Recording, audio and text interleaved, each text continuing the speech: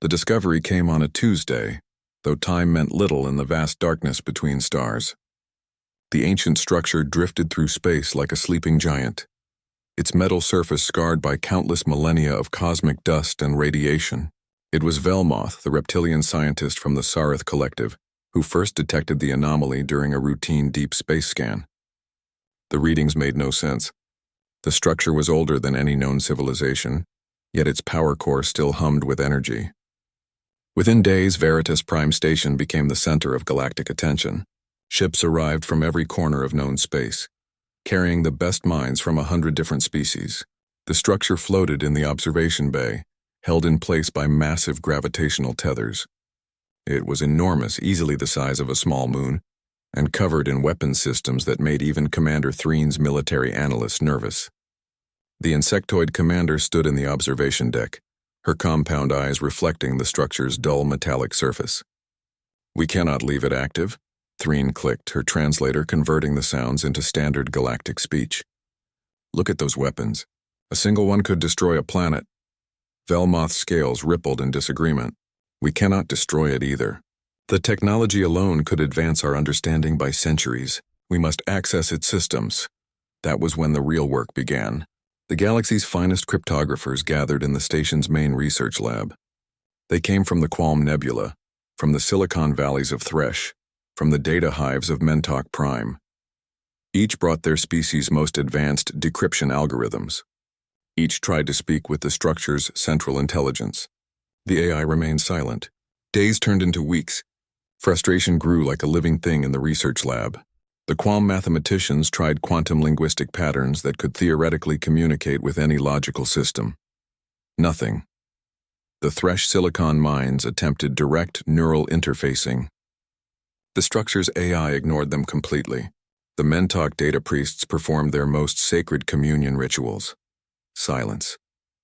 Daeho Kim watched all of this from the back of the lab. He was a human, one of only 3 on the station, and he felt completely out of place. Humans were newcomers to the galactic community, having achieved faster-than-light travel only 200 years ago. In galactic terms, they were children. Their technology was primitive, their lifespan short, their understanding of the universe limited. "Why are we even here?" Daeho asked his colleague. Hannah Park looked up from her datapad. She was examining the structure's external markings, trying to find any clue about its origin, because the Council is desperate. They've tried everything else. "So we're the last resort."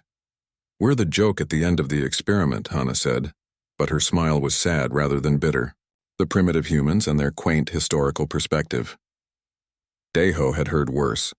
He had studied linguistics and ancient computing systems back on Earth, specializing in what most considered dead languages. COBOL Fortran assembly code, programming languages from humanity's early digital age. Before the great advancement, before quantum computing changed everything. His colleagues at university had called it a waste of time. Why study ancient code when modern systems were so much more advanced? Now he stood in a room full of beings who could calculate faster than any human, who could process data streams that would burn out a human brain, who could interface directly with computers using biological neural links.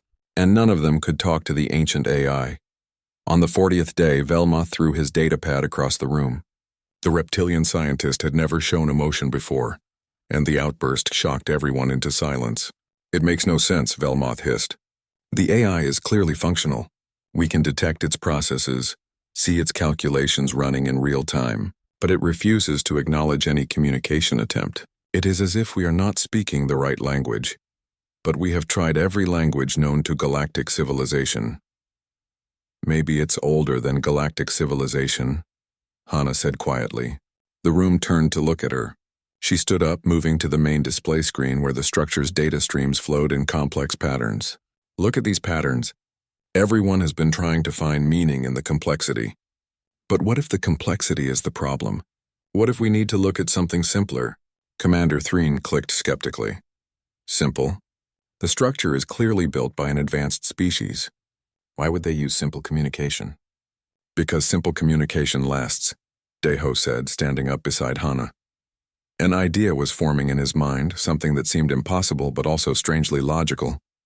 Complex languages evolve and die, but simple ones, basic ones, they persist. Velmoth's eyes narrowed. What are you suggesting, human? I'm suggesting we stop trying to use advanced protocols and start testing primitive ones. The council gave them 3 days. 3 days to try their ridiculous human idea before the structure would be destroyed as a potential threat. Daiho and Hana worked around the clock, converting the station's communication array to output ancient protocols. They started with the earliest digital languages from Earth's history. They tried COBOL first. The language had been created nearly 1,000 years ago, used for business calculations in humanity's primitive computers. Daiho typed the commands carefully, sending them toward the structure's communication ports. Nothing. They tried Fortran next, then assembly, then C. Each attempt met with silence. The structure's AI continued its calculations, ignoring them completely. Other researchers began to leave the lab, shaking their heads or whatever their species used to express disappointment. Even Hana started to doubt. Maybe we're wrong, she said on the second night. Maybe it really is too advanced for us to understand. Daiho stared at the code on his screen. He was exhausted, having slept only a few hours in the past 2 days. His eyes hurt, his back ached, and he was starting to wonder if this whole thing was a waste of time. Then he noticed something in the structure's data stream. A pattern. A simple repeating pattern that looked almost like, Hana, look at this. She moved to his screen. The pattern was barely visible among the complex calculations, but once Daiho isolated it, the structure became clear. It was a loop. A simple, basic loop, repeating endlessly. That looks like... Hana's eyes widened. Is that a for loop? It's more basic than that, Daiho whispered.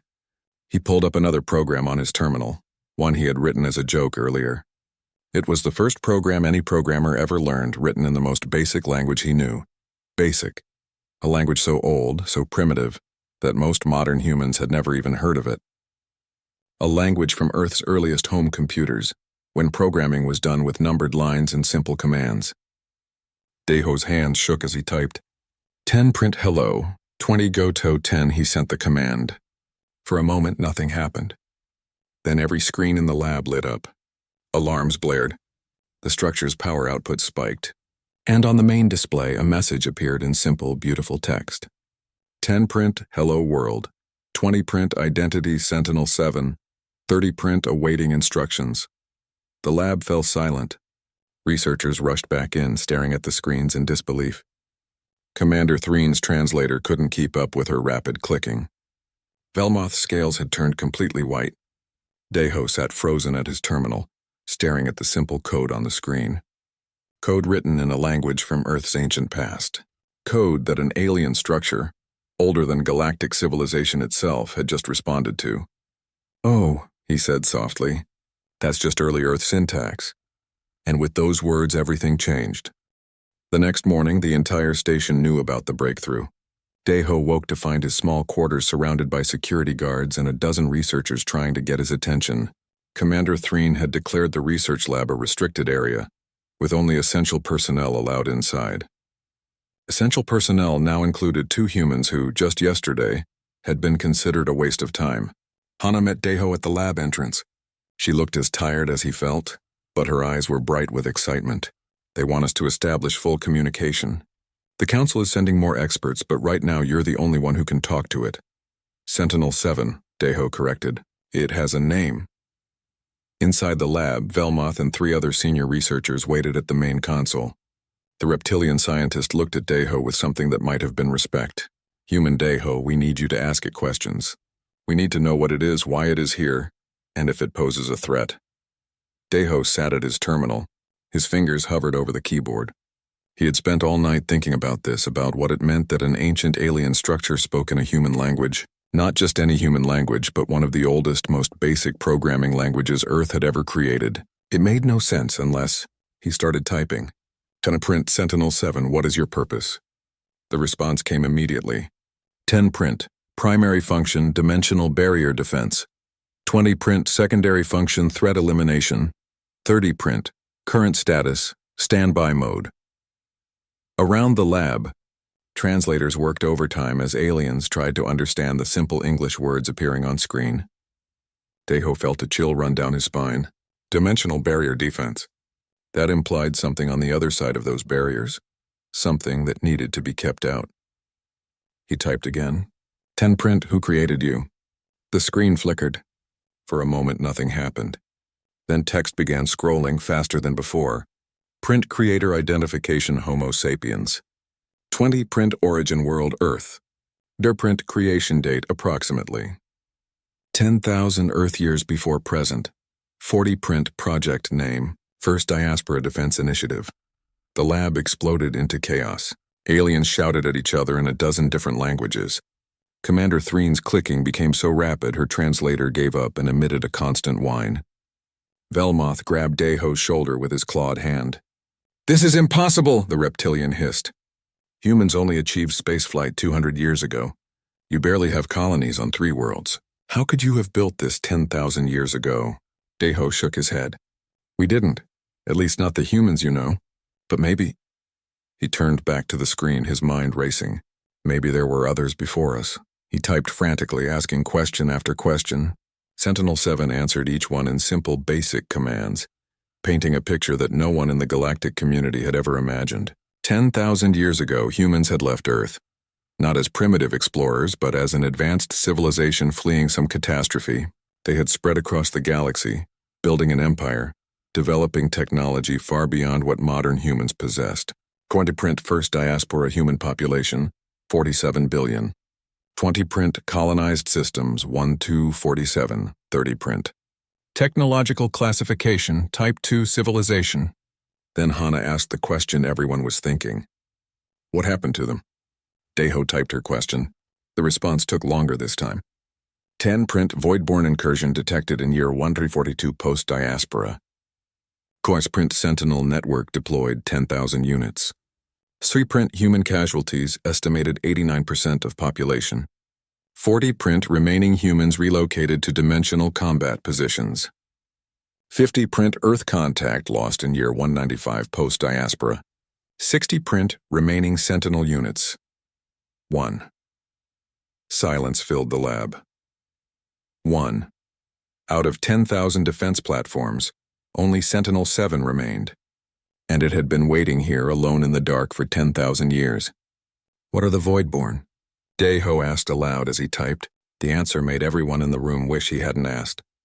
A print Voidborn, entities from parallel dimension. 20 print nature reality consumers. 30 print threat level extinction class. 40 print current status contained but active. 50 print warning, Sentinel network degradation at critical levels. Commander Threen pushed through the crowd of researchers.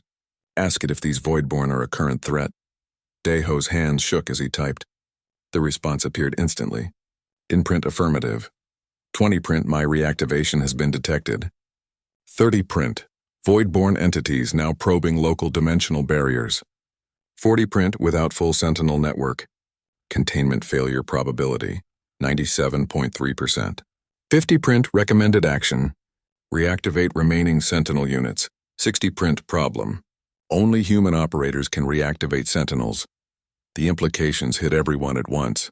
Somewhere in the galaxy, thousands of ancient human defense platforms sat dormant, waiting to be reactivated, and only humans could do it. The species everyone considered primitive newcomers were the only ones who could save the galaxy from an extinction-level threat. Velmoth pulled up a star chart. If there are thousands of these Sentinels, where are they? Why hasn't anyone found them? Deho asked Sentinel-7. The AI's response was chilling. 10 print Sentinel locations classified. 20 print coordinates available only to authorized personnel. 30 print authorization requires human genetic markers, plus command code knowledge. 40 print scanning current operator. 50 print genetic markers confirmed. Homo sapiens, Earth origin. 60 print command code knowledge insufficient. 70 print partial authorization granted. A new window opened on Deho's screen. It was a map, showing the galaxy in 3 dimensions. Scattered across it were thousands of points of light, each one marking a Sentinel platform, but most were grayed out, their exact coordinates hidden. Only a few dozen showed clear positions. Hana leaned over Deho's shoulder, studying the map. Those clear ones, they're in neutral space or near human colonies. The hidden ones must be in alien territories. This changes everything, Commander Threen clicked. If what this AI says is true, If these Voidborn are real, then we need access to all those platforms. We need to reactivate the entire network. But we can't, Velmoth said, his scales darkening. Most of those platforms are in sovereign space. The Crythian Empire alone has 3 shown in their territory. They would never allow humans access without a full council vote, and that could take months. As if to emphasize the urgency, alarms suddenly blared throughout the station. Red lights flashed. Commander Threen's communicator squawked with panicked reports. Something was happening in Sector 7, near the station's research wing. Reality itself was distorting. Daeho looked at his screen. New text was appearing, unbidden. 10 print, warning, Voidborn incursion detected. 20 print location, Station Sector 7. 30 print entity size minor probe. 40 print danger level moderate. 50 print engaging defensive protocols. Through the lab's windows they could see it. A tear in space, a wound in reality itself. The edges didn't make sense to human eyes, existing in too many dimensions at once. And through that tear came something that hurt to look at. Something that shouldn't exist in their universe. The Voidborn had arrived. Sentinel-7's weapon systems came online, and for the first time in 10,000 years the ancient Guardian went to war. Daeho watched on his screen as simple basic commands coordinated a defense beyond anything the galaxy had ever seen. And he realized with growing horror that this was just a minor probe. If something bigger came through, one sentinel wouldn't be enough. They needed the network. They needed it now. And only humans could activate it. The Voidborn probe lasted 17 seconds. In that time, it killed 43 station personnel and erased an entire laboratory wing from existence. Not destroyed, erased, as if that section of the station had never been built. The people who died there were gone from all records. Their names vanished from crew manifests. Their belongings disappeared from their quarters. Only the survivors remembered them, and even those memories felt slippery, hard to hold on to. Sentinel-7's weapons tore through the dimensional breach, collapsing it and destroying the probe. But the damage was done. The Galactic Council could no longer deny the threat. Daeho sat in the emergency council meeting, feeling completely out of place among the diplomatic leaders of 100 species. Hana sat beside him, equally uncomfortable. They were linguists and programmers, not politicians, but they were also the only humans who could communicate with Sentinel-7, which made them the most important people in the galaxy right now. Ambassador Kreth of the Crythian Empire stood at the central podium, his forearms gesturing angrily. You expect my people to allow human access to sovereign Crythian space, based on the word of one ancient machine? How do we know this isn't some elaborate human deception? 43 beings are dead, Commander Threen clicked coldly. Erased from existence. We have the recordings. We have the testimony of survivors. The threat is real. Perhaps, Kreth conceded. But that doesn't mean we should give humans access to potentially powerful weapons in our territory. How do we know these sentinels are truly defensive? How do we know humans won't use them against us? Velmoth's scales flushed red with anger. Because we watched what happened when the Voidborn came through. We saw what they did. If more come, if bigger ones come, we need every sentinel online. This isn't politics. This is survival. The debate raged for hours. Some species supported immediate action. Others demanded proof, studies, time to verify Sentinel-7's claims. The Qualm representative wanted to attempt communication with the Voidborn first. The Thresh Silicon mines calculated that the probability of another incursion in the next month was only 37%, which they considered acceptably low. Daeho wanted to scream at them all. They were wasting time, arguing about politics and probabilities while something worse than death waited on the other side of reality. But he was just a human, and his voice carried little weight in galactic politics. Then the door opened and everything changed. The woman who entered was young, maybe 30, with short black hair and eyes that held an intensity Daeho recognized. She was human, but she carried herself with an authority that made even the ambassadors pause. She walked straight to the podium, ignoring protocol entirely. My name is Jiwan Lee, she said. I am a xenohistorian from Earth University, and I can prove everything Sentinel-7 said is true. She activated the chamber's central hologram display. Images appeared, rotating in three-dimensional space. Ancient artifacts, each one clearly of human origin. Daeho recognized some of them from historical databases, but others were completely unknown. This is a data core recovered from an asteroid in the Thresh system, Jiwan said, highlighting one object. It's been in a Thresh museum for 200 years, classified as origin unknown. I examined it last month. It contains files written in Python 2.7, an Earth programming language from the 21st century. She pulled up another image. This is a hull fragment found drifting near the galactic core. Carbon dating puts it at approximately 9,000 years old. The metal alloy is identical to composites used in Earth's early space stations. More images appeared, hundreds of artifacts scattered across the galaxy, all of human origin, all ancient beyond reckoning. Jiwan had been collecting evidence for years, trying to prove a theory that everyone thought was crazy. The theory that humans had been to the stars before. The first diaspora wasn't a myth, Jiwan said. It was real. Ancient humans built an interstellar civilization and then something destroyed it. Most of galactic archaeology assumes all these artifacts are from different species, because the idea that one species could spread so far seemed impossible. But they're all human. They're all us. She pulled up a final image. It was a text document, barely readable, recovered from a dead ship found in neutral space, but Daeho could make out enough words to understand. Emergency log, Captain Soman Park, Diaspora Ship Horizon. Year 195 post-launch. The Voidborn are everywhere. We've lost contact with Earth. The Sentinel network is holding, but barely. We're taking the survivors deeper, beyond the dimensional barriers to fight them on their own ground. If anyone finds this, if any humans survive back home, tell them we're still fighting. Tell them the Sentinels are the key. Tell them to remember the old code. Basic. Fortran, C. The simple languages will outlast empires. They have to. The council chamber fell silent. Ambassador Kreth's arms lowered slowly. Even he couldn't deny the evidence laid out before them. How many artifacts have you found? Commander Threen asked. Over 3,000, Jiwan replied. Scattered across 47 systems. Some are in private collections, some in museums, some floating in space. Every single one is human, and every single one is approximately 10,000 years old. The first diaspora was real, and they built the Sentinels to protect what they left behind. Velmoth studied the artifacts. If this is true, then modern humans are descendants of those who stayed on Earth, the ones who didn't join the diaspora. Or the ones who couldn't, Jiwan said. The fragments I've found suggest the diaspora was a response to some catastrophe on Earth itself. Climate collapse maybe, or nuclear war. The ones who left were trying to preserve humanity among the stars. The ones who stayed had to rebuild from almost nothing. Daeho felt something shift in his understanding. Modern humans weren't primitive newcomers to the galaxy. They were survivors, descendants of people who had rebuilt civilization from ashes while their ancestors fought and died among the stars.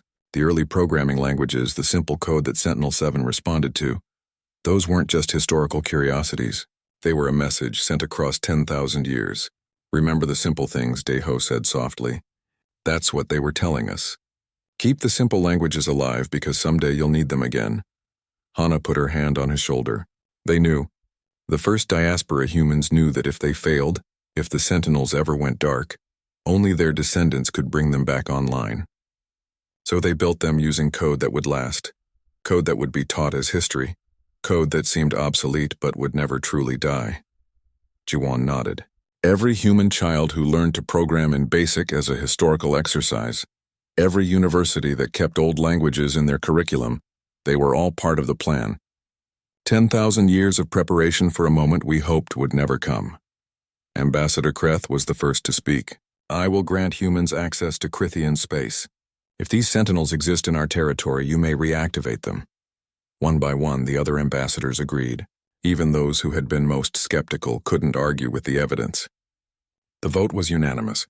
Humanity would be given access to every Sentinel location, in every territory, with full council support. Commander Threen stood. We'll need human teams ready to deploy immediately. How many people do you need? Daeho looked at Hana, then at Jiwan. He thought about the map Sentinel-7 had shown, the thousands of platforms waiting in the dark. He thought about the simple code they would need to speak, the ancient languages that only humans remembered. All of us, he said. We're going to need every human who can write code, because we're not just reactivating a defense network. We're reclaiming our legacy. Outside the council chamber, Sentinel-7 waited in the dark, its weapons pointed at the stars, watching for tears in reality. And across the galaxy, thousands of its dormant siblings waited to hear the simple words that would wake them. Hello, world. It was time to remember who humans really were. The first human arrived at Veritas Prime 3 days later. His name was Minho Cho, and he came from Earth's new Sol colony with a reputation as the best neural interface engineer in human space. He was younger than Daeho expected, maybe 25, with quick hands and eyes that never stopped moving. I heard you talk to a 10,000-year-old AI using BASIC, Minho said by way of introduction. That's the coolest thing I've ever heard. Daeho couldn't help but smile. After days of tense diplomatic meetings and arguing with alien bureaucrats, Minho's enthusiasm was refreshing. It gets better. We need to activate thousands more, and we need to do it fast. Then let's get started. Minho's specialty was bridging the gap between human neural implants and computer systems. Most humans had basic implants for communication and data access, but Minho had modified his to allow direct interfacing with code. He could think in programming languages, his neural patterns literally forming syntax and commands. Show me how you talk to Sentinel-7, Minho said. Daeho sat at his usual terminal and typed out a simple greeting in BASIC. The Sentinel responded immediately, its text appearing on screen. Minho watched intently, his eyes slightly unfocused as his implants recorded and analyzed the interaction. I see it, Minho said. The Sentinel isn't just reading the code. It's responding to the structure, the pattern. It's like it recognizes the human thought process behind the syntax. Can you interface with it directly? Hana asked. Minho's smile was wolfish. Let me try something. He placed his hands on the terminal and closed his eyes. His implants glowed faintly blue as they activated. For a moment, nothing happened. Then every screen in the lab lit up simultaneously. Text scrolled across dozens of displays, too fast for normal human eyes to follow. But Minho could see it all, his enhanced neural processing keeping pace with the Sentinel's responses.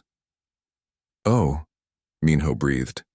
Oh, this is incredible. It's not just responding to me. It's showing me everything. The whole network layout, the activation protocols, the threat assessments. Daeho, there are Sentinels everywhere. I can see them all. How many are still functional? Commander Threen demanded. Minho's eyes snapped open. 4,217 out of the original 10,000.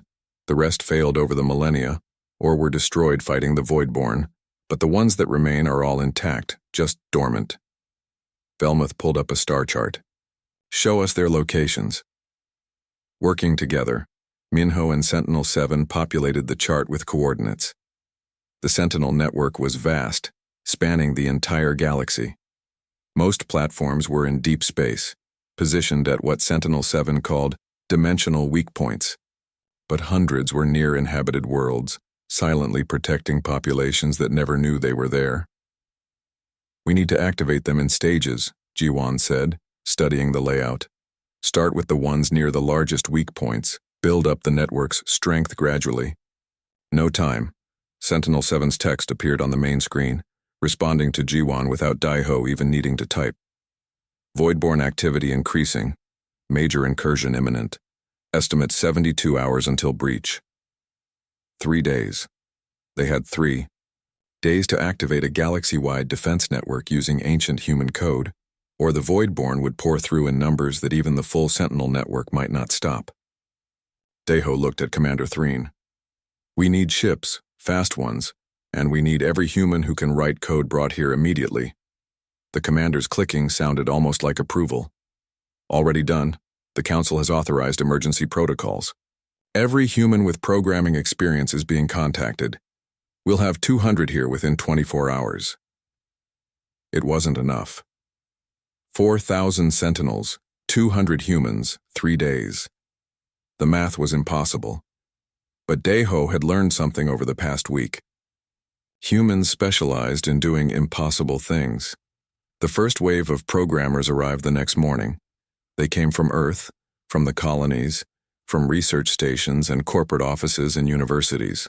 Old and young, experienced and amateur, they came because humanity needed them, because 10,000 years ago, their ancestors had built something amazing and trusted that someday, their descendants would remember how to use it. Daeho organized them into teams. Each team would travel to a sentinel location, establish communication, using the old code and reactivate the platform. Minho would coordinate between teams, using his neural interface to share information and protocols. Hana would supervise the technical aspects. Ji-won would handle the historical context, helping them understand what the first diaspora humans had intended. They worked through the day and into the night. Ships departed every few hours, each carrying a team of humans and alien support staff. The aliens couldn't activate the sentinels, but they could pilot ships, provide security, and offer assistance once the platforms came online. By the second day, they had activated 47 sentinels. It was progress, but nowhere near enough. And then Minho discovered something that changed everything. "The sentinels can network," he said during an emergency briefing. "Once we activate a certain number in a region, they can boost the activation signal to others nearby. It's exponential. We don't need to physically visit all 4,000. We just need to hit the right nodes and the network will propagate itself." "How many nodes?" Commander Threen asked. Minho consulted with Sentinel-7 through his neural link. 312. We need 312 key sentinels online and they can wake the rest. 312. They had 47. 200 humans, multiple teams, less than 24 hours. Still impossible, but less impossible than before. That was when the second Voidborn incursion hit. This one wasn't a probe. It was a full entity, tearing through dimensional barriers near a Thresh colony world. The colony had 8 million inhabitants. Sentinel-47 engaged immediately, but it was alone, and the Voidborn was enormous. Daeho watched the battle on the station's displays, feeling helpless. Sentinel-47's weapons carved through the Voidborn's mass, but the creature was regenerating faster than it could be damaged. The Thresh colony began evacuation procedures, but they didn't have time. The Voidborn was descending on the planet. Then something amazing happened. Sentinel-51, freshly activated 2 systems away, came online. Its weapons joined the fight, coordinating with Sentinel-47. Together, they drove the Voidborn back, collapsing the breach and destroying the entity. "The network effect," Minho said quietly. 2 sentinels are more than twice as powerful as 1. 3 would be exponentially stronger. If we can get 300 online, the Voidborn won't be able to breach at all. But the attack proved something else. The Voidborn knew what was happening. They knew the sentinels were coming back online, and they were trying to stop it, launching attacks before the network could fully activate. It became a race. Human teams rushed across the galaxy, activating sentinel after sentinel. The Voidborn responded with more incursions, each one larger than the last. Battles raged in deep space, near colony worlds, around stations and outposts. The sentinels fought alone or in pairs, holding the line while more of their siblings woke. 100 sentinels, 200, 300. Daeho barely slept. He coordinated from Veritas Prime, communicating with teams across the galaxy, helping troubleshoot activation problems, offering encouragement when programmers got frustrated with ancient code. He watched humans do incredible things, writing code under fire, interfacing with ancient machines while Voidborn entities tore at reality around them. And then they hit 312. The galaxy lit up. Every functioning sentinel activated simultaneously, their signals propagating through the network in a cascade of awakening. 4,000 platforms came online, their weapons tracking dimensional barriers, their sensors sweeping space for breaches. On Daeho's screen, Sentinel-7 displayed a simple message. Network status, active. Defensive coverage, 94.7%. Voidborn. Containment, restored. Thank you for remembering. Around the galaxy, Voidborn entities that had been probing barriers suddenly found themselves facing a coordinated defense. The Sentinels struck as one, their weapons firing in perfect synchronization. Breaches collapsed, incursions ended, the tide turned. But Daeho knew it wasn't over. The Voidborn were contained, not defeated. And Sentinel-7 had one more message, one more secret from the first diaspora. Attention. Incoming transmission from beyond dimensional barriers. Source unknown. Language English. Message begins. Everyone in the operations center held their breath. A transmission from beyond dimensional barriers, from somewhere the Voidborn came from. In English. The message was simple, just 7 words, but they changed everything. We're still here. We're still fighting. The first diaspora humans hadn't died. They had gone somewhere else, somewhere beyond normal space, to fight the Voidborn on their own ground. And for 10,000 years they had been holding the line, waiting for their descendants to wake up and remember, waiting for humans to come home. The message repeated every 6 hours. 7 words in English, transmitted from somewhere beyond the dimensional barriers where the Voidborn lived. Each time it came through, Deho felt something tighten in his chest. Somewhere out there, beyond reality as he understood it, humans were still fighting, had been fighting for 10,000 years. "We need to respond," he said during the emergency council meeting. Ambassador Kreth looked skeptical. "Respond how? We don't even know where that message is coming from. It could be an echo, a recording from the past." "It's not," Minho said. He had been analyzing the transmission through his neural interface, working with Sentinel-7 to decode its origin. "The message is real-time. There's data embedded in it, tactical information about Voidborn movements. Someone on the other side is watching what's happening here and helping us." Jiwon pulled up her research. The last recorded logs from the first diaspora mentioned taking survivors beyond dimensional barriers. "I thought it was metaphorical, or maybe they meant they were running away. But what if they meant it literally? What if they found a way to cross over, to fight the Voidborn in their own dimension? That would explain why the Sentinels were built," Hana said. "Not just to defend against the Voidborn, but to hold positions while the first diaspora humans attacked from the other side. It's a pincer strategy across dimensions." Velmoth's scales rippled thoughtfully. "If true, then the Sentinels aren't just defenses. They're anchors, holding reality stable so the humans beyond can operate. When the network went down, the first diaspora humans lost their anchors. They've been fighting alone all this time." Commander Threen clicked rapidly. "Can we communicate with them?" Deho looked at Minho. The young engineer's eyes were distant, his neural implants glowing as he communed with Sentinel-7. "Maybe. The Sentinel network can modulate dimensional barriers. If we coordinate enough platforms, we might be able to punch a signal through." "Do it," Deho said. It took 6 hours to prepare. 300 Sentinels repositioned themselves, forming a massive array, focused on the coordinates where the message originated. Minho coordinated the effort. His consciousness spread across the network, seeing through 4,000 ancient eyes. Deho prepared the message itself, struggling with what to say to people who had been fighting for 10,000 years. In the end, he kept it simple. Simple code had awakened the Sentinels. Simple words would reach across dimensions. He typed, "We remember, we're here. Tell us how to help." Minho synchronized with the Sentinel network. 300 platforms adjusted their weapons, converting them into something between a transmitter and a dimensional drill. Energy built up, visible even in normal space, as the Sentinels prepared to punch through reality itself. "Transmitting," Minho said. The response came faster than anyone expected. Not in 7 words this time, but in a flood of data.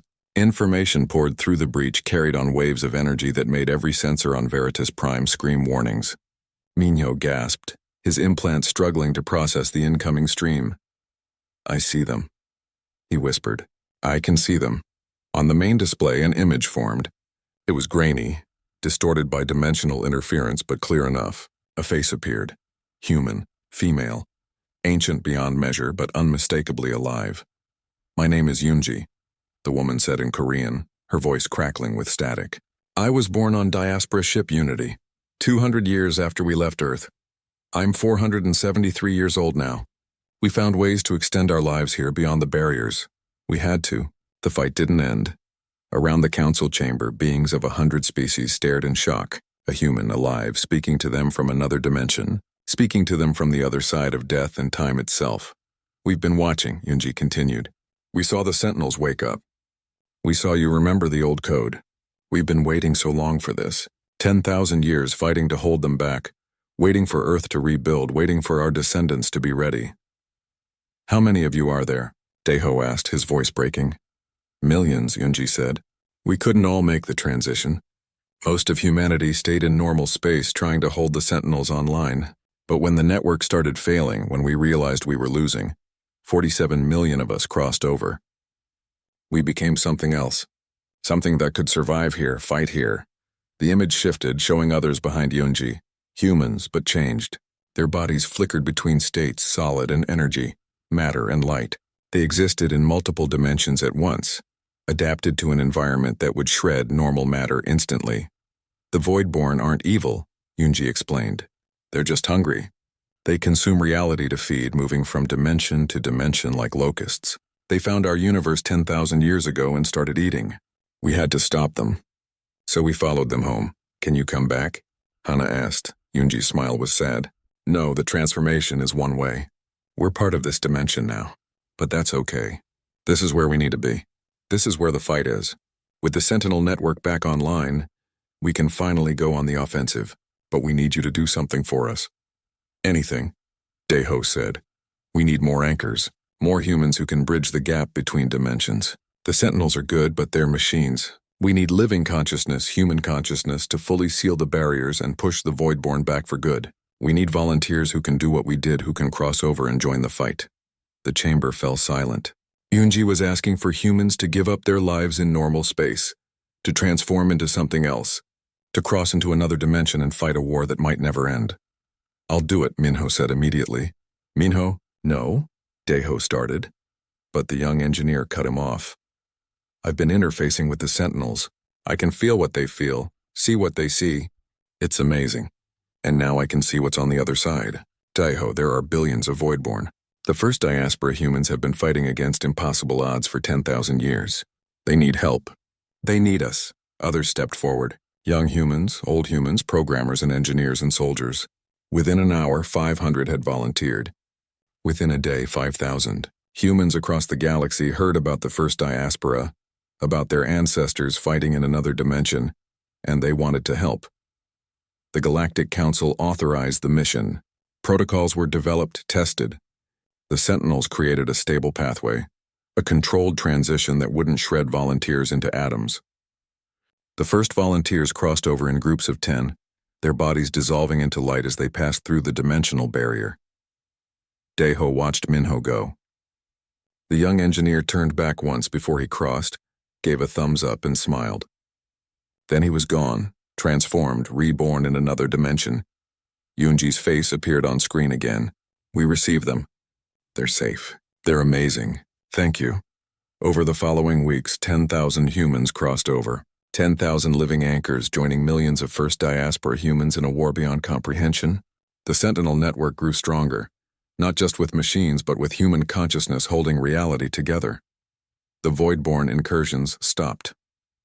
Not because the Voidborn gave up, but because they couldn't get through anymore. The combination of Sentinels and human anchors created a barrier they couldn't breach. For the first time in 10,000 years, the galaxy was safe. Daeho was appointed chief guardian of the Sentinel network. His job was to maintain the platforms, train new operators, and coordinate with the humans beyond the barriers. He worked from Veritas Prime, speaking daily with Yunji and others who had crossed over, learning about the war from their perspective. Hana became his second in command, managing the technical aspects of the network. G1 led the research effort, searching for more artifacts from the first diaspora, piecing together the full history of what had happened. The galactic community changed. Humans were no longer newcomers. They were recognized as the galaxy's ancient guardians, the species that had fought and died and rebuilt to protect everyone. Other species looked at humans with new respect, sometimes with awe, occasionally with fear. But Daeho didn't care about politics or status. He cared about the Sentinels, about the humans fighting beyond the barriers, about making sure the sacrifice of the first diaspora wasn't wasted. Every morning, he sat at his terminal and typed a simple command in BASIC, in print Sentinel Network status check. And every morning, 4,000 ancient platforms responded in perfect unison. Ready. One word. One simple word, written in a language from Earth's distant past, connecting humans across 10,000 years and multiple dimensions. Outside his window, stars shone in the endless dark. Somewhere among them, dormant sentinels waited to be found. Somewhere beyond reality, 47 million humans fought to keep those stars safe. And somewhere on Earth, children were learning to code in BASIC and Fortran in C, keeping the simple languages alive, just in case humanity needed to remember again. Deho smiled and started typing. There was work to do, a legacy to maintain and a network to keep running. The first diaspora had started something incredible 10,000 years ago. Now it was his generation's turn to carry it forward. He typed, 10 print, thank you for remembering us. And across the galaxy, from machines and humans and beings of light beyond dimensional barriers, the response came back. 20 print, thank you for coming home. The code was simple. The message was clear. Humanity had returned to the stars not as conquerors or explorers, but as guardians, as they had always been meant to be. The AI spoke in a forgotten code until a human said, "Oh, that's just early Earth syntax." And in remembering that simple truth, humanity remembered who they really were.